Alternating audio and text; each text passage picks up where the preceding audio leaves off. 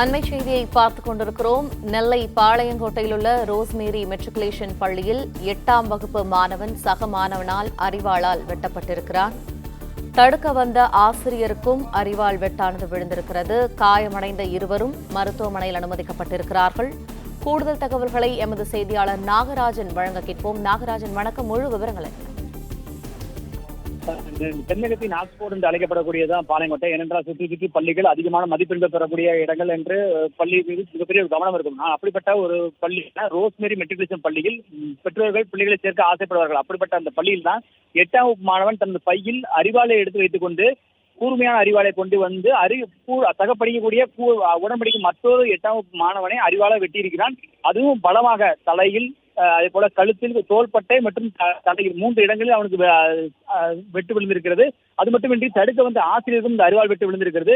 இது ஒட்டுமொத்தமாக பள்ளிக்கூடங்கள் மீதான பார்வையை மிகப்பெரிய பெற்றோர்களுக்கு ஒரு அச்சத்தை ஏற்படுத்தியிருக்கிறது. ஏனென்றால் பள்ளிக்கு பாடம் மட்டுமல்ல, மற்ற விஷயங்களும் சொல்லிக் கொடுக்க வேண்டிய கட்டாயம் இருக்கிறது என்பதை காமிக்கிறது. காலையில் வந்தால் மாலையில் செல்லக்கூடிய இந்த பள்ளியில் தான் பள்ளி படிப்பு மட்டும் என்றால் இல்லை, அதை தாண்டி அரிவாள் கொண்டு வரக்கூடிய கலாச்சாரம் மெட்ரிகுலேஷன் பள்ளிகளிலும் தலைவிக்கி இருக்கிறது என்பது மிகப்பெரிய ஒரு வேதனையான விஷயம். காவல்துறையினர் இது குறித்து தற்பொழுது அந்த பையனை, அதாவது அரிவாளால் தாக்கிய அந்த பையனை கைது செய்திருக்கிறார்கள்.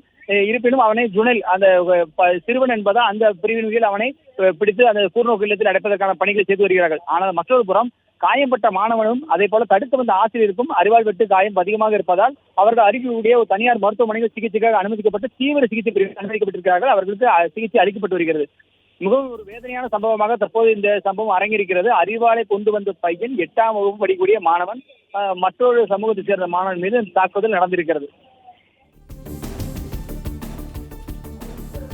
நன்றி நாகராஜன், விரிவான தகவல்களுக்கு. பிளே ஸ்டோர் மற்றும் ஆப் ஸ்டோரில் இருந்து பாலிமர் செயலியை QR கோடு மூலம் பதிவிறக்கம் செய்யுங்கள். செய்திகளை உடனுக்குடன் பெறுங்கள்.